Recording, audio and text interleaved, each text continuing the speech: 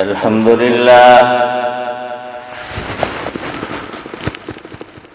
لله وكفى وسلام على عباده الذين اصطفى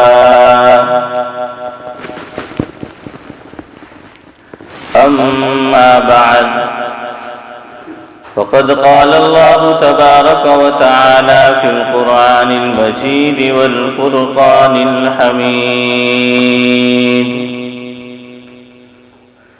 فأعوذ بالله من الشيطان الرجيم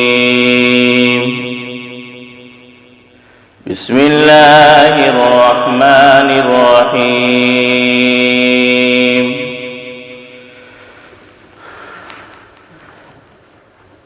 الحمد لله الذي أنزل على عبده الكتاب ولم يجعل له عوجا قيما لينذر بأسا شديدا من لدنه ويبشر المؤمنين الذين يعملون الصالحات أن لهم أجرا حسنا ماكثين فيه أبدا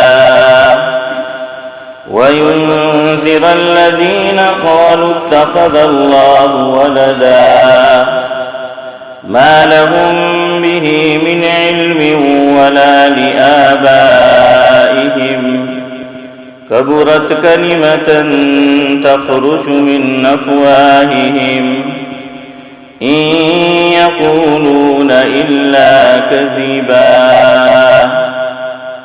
فلعلك باخع نفسك على آثارهم إن لم يؤمنوا بهذا الحديث أسفا إنا جعلنا ما على الأرض زينة لها لنبلوهم أيهم أحسن عملا وإنا لجاعلون ما عليها سعيدا جرزا أم حسبت أن أصحاب الكهف والرقيم كانوا من آياتنا عجبا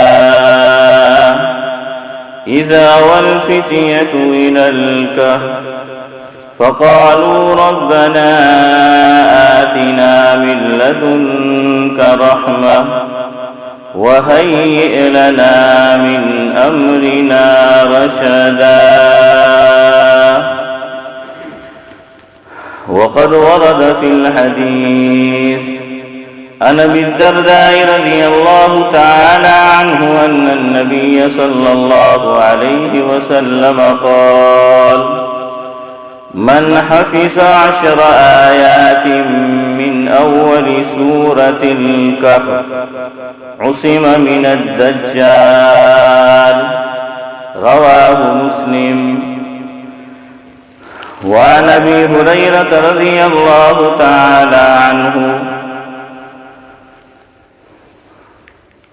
قال رسول الله صلى الله عليه وسلم يدعو ويقول اللهم إني أعوذ بك من عذاب القبر ومن عذاب النار ومن فتنة المحيا والممات ومن فتنة المسيح الدجال أو كما قال عليه الصلاة والسلام رواه البخاري.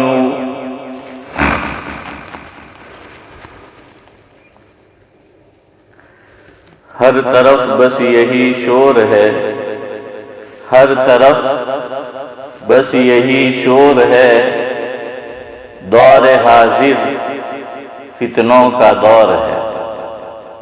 हर तरफ बस यही शोर है, दौर हाजिर फितनों का दौर है। گر چاہتے ہو فتنوں سے حفاظت، گر چاہتے ہو فتنوں سے حفاظت، کیجئے روز جمعہ سورہ کہف کی تلاوت۔ اللہ تبارک و تعالی میرے لیے بھی آسان فرمائے، آپ کے لیے بھی، اور ہم تمام کو پابندی کے ساتھ ہر جمعہ کو سورہ کہف کی تلاوت کی توفیق مرحمت فرمائے، آمین۔ قرآن کریم کے اندر مجموعی طور پر 114 صورتیں ہیں، ان میں ایک صورت کا نام ہے سورہ کہف۔ تو میں نے اس کی شروع کی 10 آیات تلاوت کی۔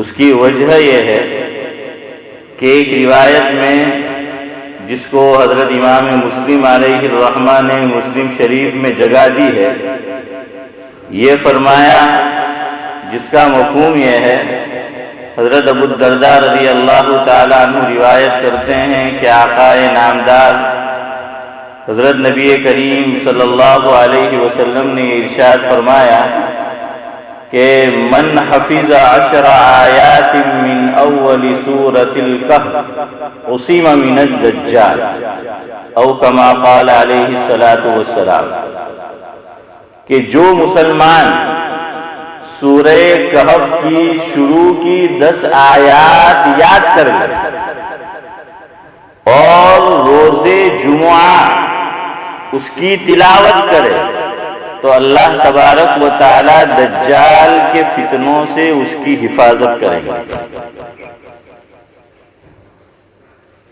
تو کوشش کیجئے، اگر یاد ہے تو فبیہا نور علی نور، اور اگر یاد نہیں ہے سورہ کہف کی شروع کی 10 آیات تو کوئی بھی یاد کرنا مشکل نہیں ہے۔ آدمی ایک ساتھ یاد نہیں کر سکتا تو ایک ساتھ نہ کرے کہ بھائی ایک دن ایک آیت یاد کر لی، اور کبھی بڑی آیت ہے تو آدھی آیت یاد کی، کبھی جو ہے وہ بعد کا جو حصہ ہے وہ یاد کر لیا۔ تو تھوڑا تھوڑا کر کے بھی آدمی اگر یاد کرنا چاہے تو اس کو کر سکتا ہے۔ اور دیکھیے قرآن کریم کے جو دوسرے حصے ہیں اس کے مقابلے میں اس کا یاد کرنا بھی آسان ہوگا، کیوں کہ آدمی اس کو پڑھتا رہتا ہے۔ تو جس چیز کو آدمی بار بار پڑھتا رہے، پھر اس کو زبانی یاد کرنا چاہے تو وہ آسان ہو جاتا ہے زبانی یاد کرنا۔ تو اس لیے سورہ کہف بہتر تو یہ ہے کہ پوری کی پوری جمعہ کے دن یہ تلاوت کی جائے، پڑھا جائے اس کو۔ لیکن دیکھیے آقا نے میرے اور آپ کے لیے کتنی آسانی کر دی کہ اگر کسی مشغولی کی وجہ سے، کسی اور عذر کی وجہ سے اگر میں اور آپ روز جمعہ پوری سورہ کہف نہیں پڑھ سکتے، اس لیے کہ پوری سورہ کہف پڑھنے کے لیے کافی وقت درکار ہے، لمبی صورت ہے، تو 10 آیات پڑھنا کیا مشکل ہے۔ اور آدمی کو موقع نہیں ملا کسی اور وقت میں تو جمعہ کی نماز کے لیے ہی جلدی آ جائے گا تو 10 آیت اس وقت بھی وہ تلاوت کر سکتا ہے۔ یہاں ایک بات اور یاد رکھیں، نماز کے بعد کی جو تسبیحات ہے تو کیا نام ہے اس تسبیحات کا؟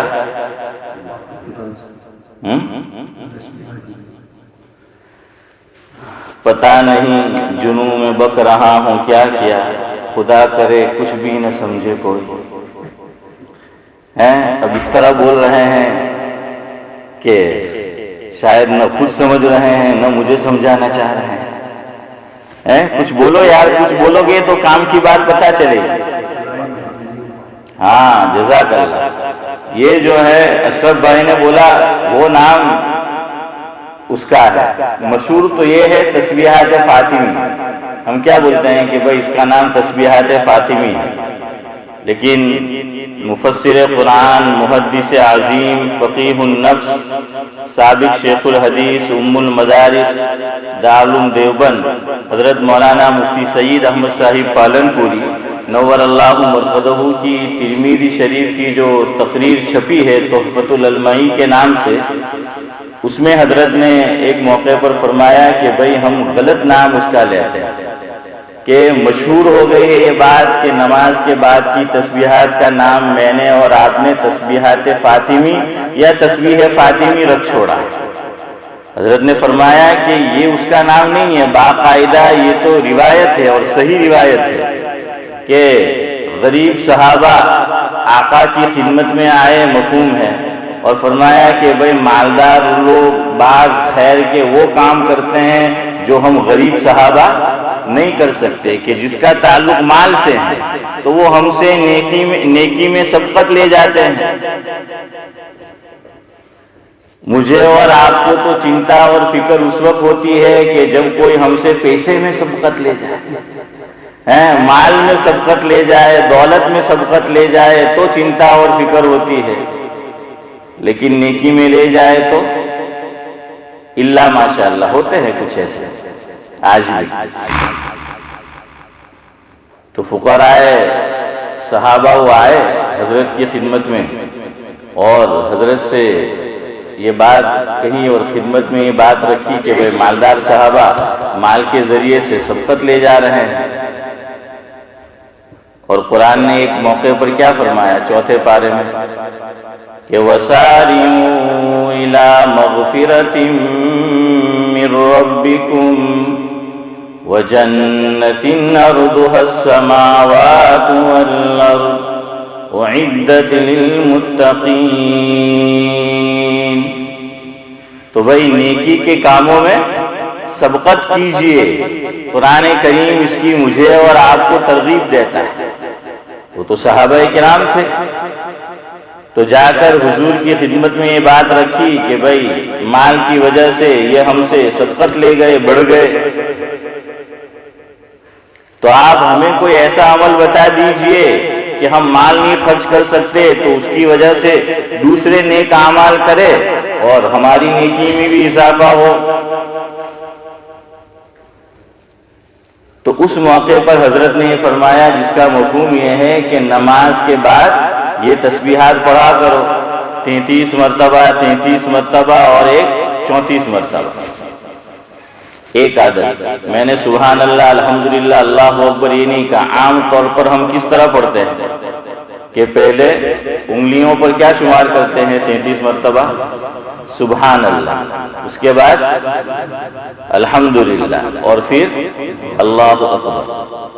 لیکن محبوب العلماء والصلحاء حضرت مولانا مفتی احمد صاحب خانپوری دامت برکاتہم العالیہ سے میں نے سنا جس کا مفہوم یہ ہے کہ بھئی دیکھیے لفظ حمد جب ہم کھانے کے بعد یا کوئی بھی عمل ہو جب وہ ختم ہو رہا ہو، اختتام کو پہنچے، اس وقت لفظ حمد آتا ہے نا۔ نماز کے بعد ہم نے کھانے کے بعد جو دعا پڑھی، کھانا کھا لیا، اب کیا پڑھیں گے کہ الحمدللہ الذی اطعمنا وسقانا وجعلنا مسلمین۔ صحیح پڑھا میں نے؟ من المسلمین، جزاک اللہ۔ اسی لیے میں نے پوچھا کہ میں نے صحیح پڑھا بھائی، لقمہ دو، تو کسی نے کہا کہ من المسلمین۔ ٹھیک ہے، علماء نے اس کی گنجائش دی ہے وجعلنا من المسلمین پڑھے، لیکن لفظ من روایت میں نہیں آیا، حدیث پاک میں لفظ من نہیں آیا ہے۔ یہ دعا حدیث پاک میں اس طرح وارد ہے کہ الحمدللہ الذی اطعمنا وسقانا وجعلنا مسلمین، منل نہیں ہے، لیکن بچپن سے ہمیں یہی سکھایا گیا، ہم اسی طرح پڑھتے آئے۔ لیکن کوشش کرو کہ جس طرح حدیث پاک میں حضور سے دعا مروی ہے کبھی کبھی اس طرح بھی پڑھ لیا۔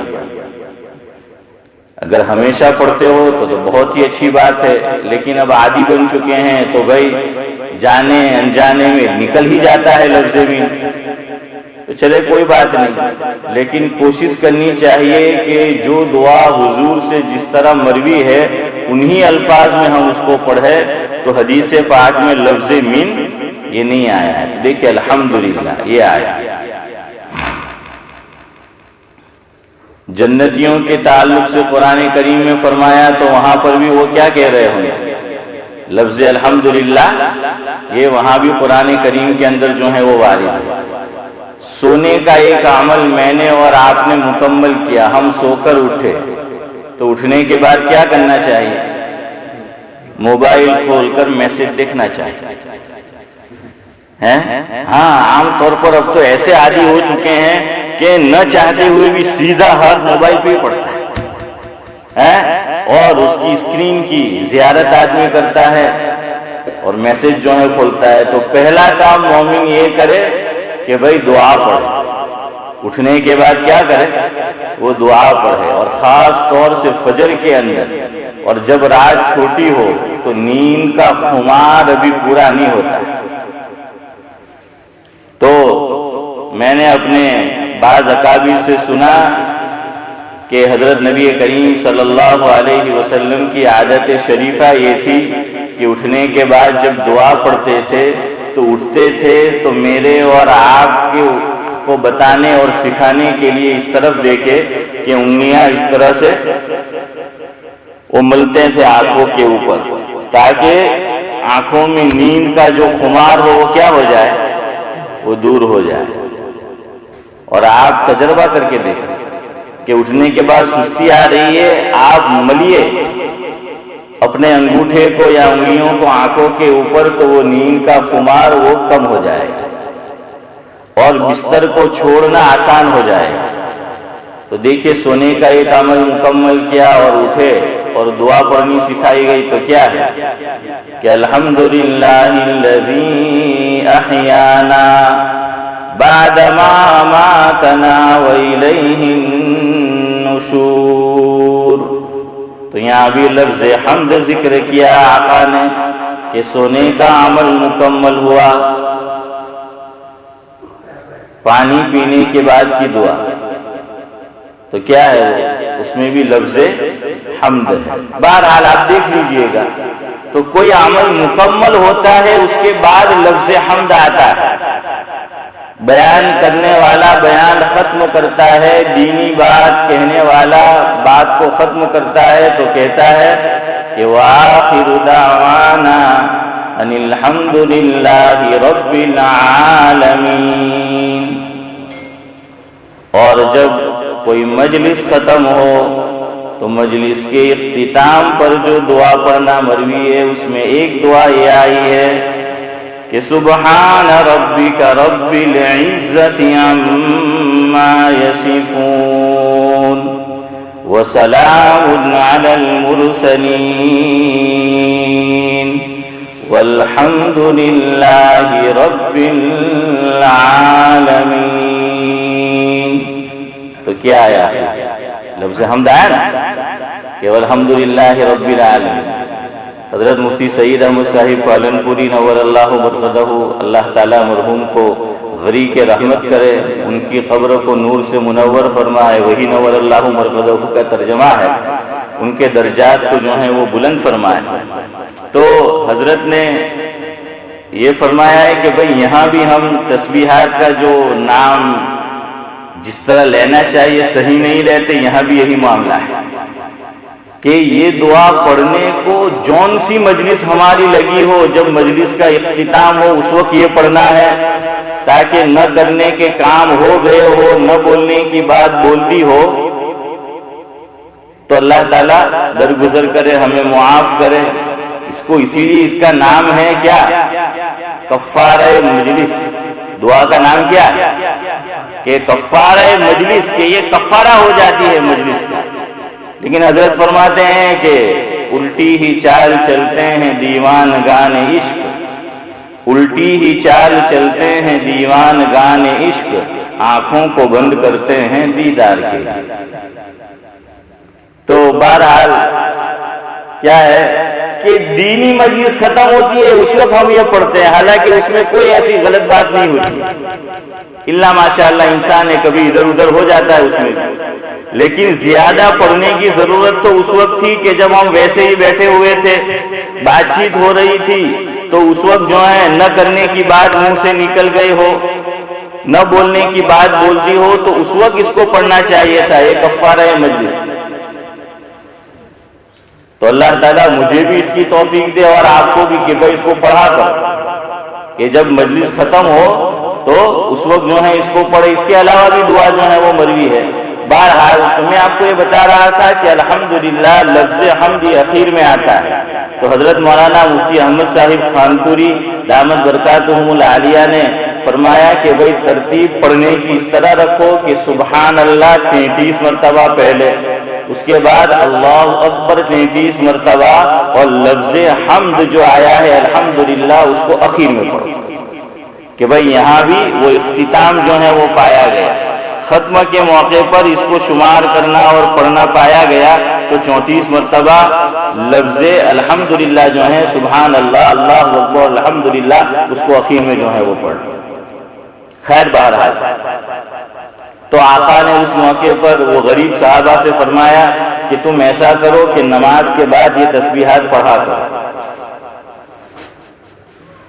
اسی لیے اس کا نام کتابوں میں علماء نے لکھا ہے نماز کے بعد کی تسبیحات کا تسبیحات فقراء۔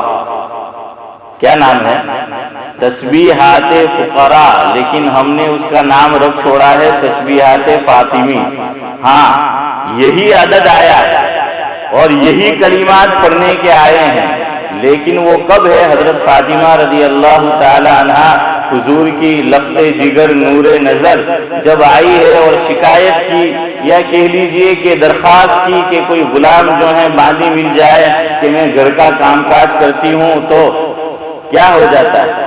ہاتھوں کے اندر چھالے جو ہیں وہ پڑ جاتے ہیں، جزاک اللہ، اور میں تھک جاتی ہوں۔ تو آپ بھائی اس بندے کو سمجھائے، گزشتہ جمعہ کو بھی آپ کو 10 منٹ ویسے ہی دیے جاتے ہیں سنت پڑھنے کے، بعد میں پڑھا کرو، بیان چل رہا ہے تو یا پڑھنا ہے تو پیسج میں پڑھو۔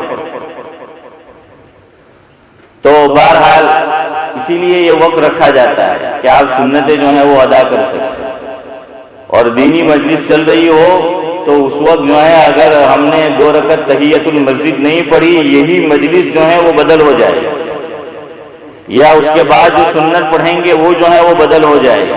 تو جب دینی بات ہو رہی ہو، کوئی کہنے والا تو آ کر مجلس میں شامل ہو جائے گا، اور ہمارے ائمہ کے یہاں تو پھر بھی گنجائش ہے۔ تو بہرحال ہمارے امام صاحب کے یہاں تو میں یہ کہہ رہا تھا کہ حضرت فاطمہ رضی اللہ تعالی عنہ جب آقا کے پاس آئی، اور وہ قصہ پورا آپ جانتے ہیں، نہیں تھے بتایا، پھر بات چیت ہوئی، ہوا سو ہوا، تو اس موقع پر آقا نے یہ بتایا کہ سونے سے پہلے یہ تسبیحات 100 مرتبہ فاطمہ پڑھ لیا تھا۔ تو وہ تو جو سوال کرنے آئی ہے اس سے بہتر ہے۔ تو بخاری کے عظیم شارح حافظ ابن حجر عسقلانی علیہ الرحمہ نے فتح الباری کے اندر جو بخاری شریف کی شرح ہے یہ لکھا ہے، جس کا مفہوم یہ ہے کہ بھئی آقا نے سونے سے پہلے اس کو پڑھنے کی تعلیم دی، تو کوئی تو راز ہے اس میں، تو ثواب تو ہے ہی اپنی جگہ، لیکن وہ لکھتے ہیں کہ جو بھی مرد و عورت سونے سے پہلے پابندی سے یہ تسبیحات سبحان اللہ، اللہ اکبر، الحمدللہ پڑھا کریں گے، سینکڑا پورا کریں گے، تو انشاءاللہ قدرتی طور پر اس کے اندر طاقت اور قوت پیدا ہوگی۔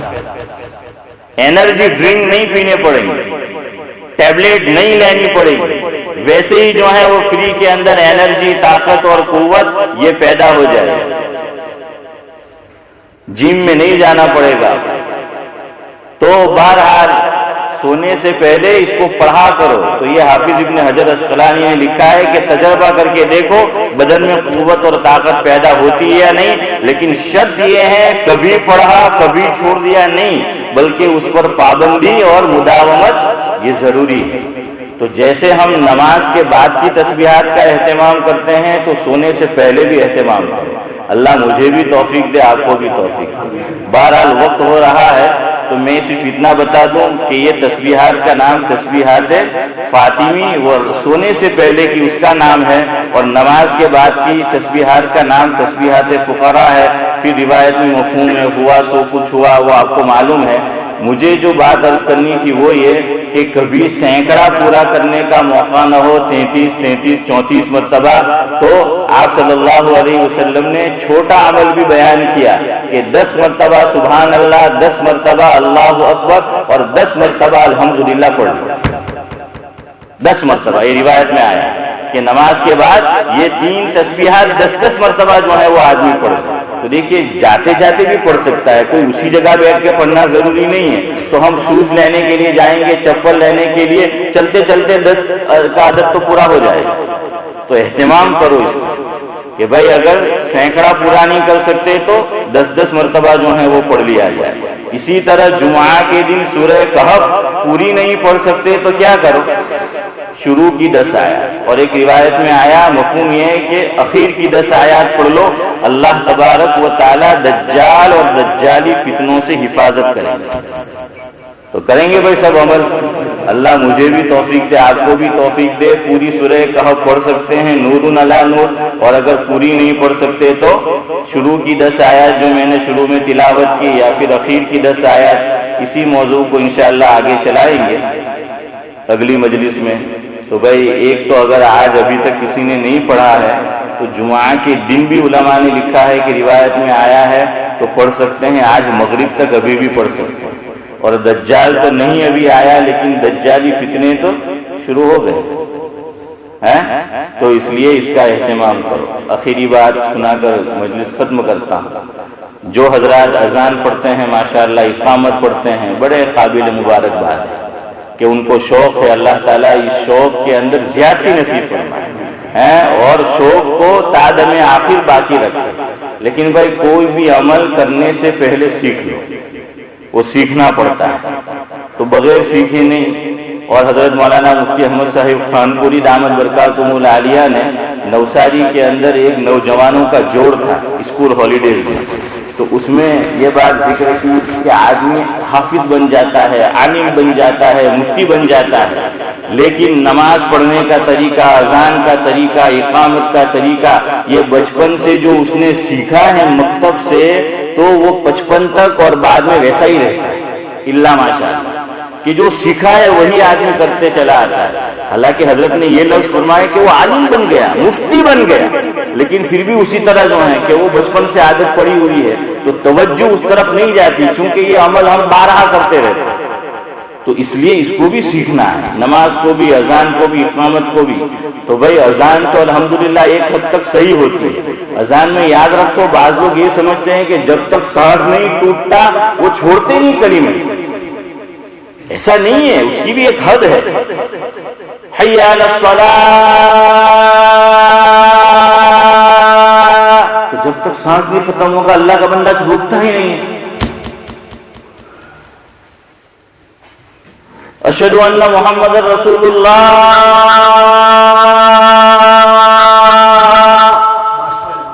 ہاں ماشاءاللہ ہے، ہاں ویسے جملہ تو اچھا ہے ماشاءاللہ، لیکن جو سمجھا رہا ہوں وہ ماشاءاللہ نہیں ہے، بات کچھ اور سمجھانا چاہتا ہوں، وہاں ماشاءاللہ نہیں ہے، ویسے ماشاءاللہ۔ تو بہرحال اتنا جو ہے وہ اس کو کھینچنا نہیں ہے، تو بھائی اس کو بھی سیکھو۔ اذان کا انشاءاللہ ایک حد تک وہ تو صحیح ہے، اقامت میں بہت گڑبڑ کہ برسوں سے چلے آ رہے کہتے، لیکن وہی رفتار بے ڈنگی جو پہلے تھی سو اب بھی ہے۔ تو جلدی جلدی سن لو، اقامت ایسے پڑھنی ہے۔ اور بھائی اگر آپ اس پہ عمل کریں گے، آپ نے میری بات پہ عمل نہیں کیا، اللہ کے رسول کی بات پہ عمل کیا۔ میں تو بتانے والا ہوں، میں تو ناقل ہوں، میں بھی محتاج ہوں۔ تو یہ نہ سمجھے کہ بھائی ہم عمل کریں گے اب تو بھائی اس کی بات پہ عمل کرنا ہوا، نہیں۔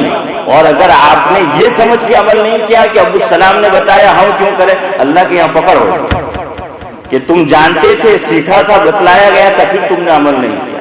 سن لو جلدی جلدی، اللہ اکبر اللہ اکبر اللہ اکبر اللہ اکبر، جلدی جلدی کہنا، آرام سے نہیں، اس طرح نہیں کہیں گے اللہ اکبر پھر رک جاتے ہیں کچھ لوگ، پھر اللہ اکبر، خلاف سنت۔ 4 کلمات ایک ہی سانس میں، اشہد ان لا الہ الا اللہ، اشہد ان لا الہ الا اللہ، ایک ہی سانس میں۔ یہاں بھی غلطی کریں گے، اشہد ان لا الہ الا اللہ، اشہد ان لا الہ الا اللہ، رک جاتے ہیں، غلط ہے۔ اشہدو ان محمد الرسول اللہ، اشہدو ان محمد الرسول اللہ. یہاں کھینچنا بھی نہیں ہے اذان کی طرح آخری کلمات کو، یہ جلدی جلدی کہنا ہے. یہ حضور نے فرمایا ترمذی کی روایت میں کہ جلدی جلدی آئے گا. یہاں بھی رکنا نہیں ہے. اشہدو ان محمد الرسول اللہ رک گئے پھر اشہدو ان محمد نہیں. حی علی الصلاۃ، حی علی الصلاۃ، یہ بھی ایک ہی سانس ہے. اور حی علی الصلاۃ، حی علی الصلاۃ یہ بالکل غلط ہے. عربی گرامر کے اعتبار سے صحیح ہے لیکن خلاف سنت. حی علی الفلاح، حی علی الفلاح غلط ہے. حی علی الفلاح، حی علی الفلاح. اور اب یہ کلمہ بعد والا دو سانس میں کہنا ہے. قد قامت الصلاۃ، رک جاؤ، کمپلیٹ سانس ختم کر دو، نئے سانس میں. قد قامت الصلاۃ، اللہ اکبر اللہ اکبر، یہاں بھی رک جاؤ. لا الہ الا اللہ، یہ بھی الگ سانس میں. اللہ تعالیٰ مجھے بھی آپ کو بھی عمل کی توفیق دے. بھائی اسی طرح پڑھیں گے نا زور سے انشاءاللہ. ہاں ابراہیم بھائی کی آواز سب سے ممتاز ہے کیونکہ وہ شیخ جو ٹھہرے ہیں.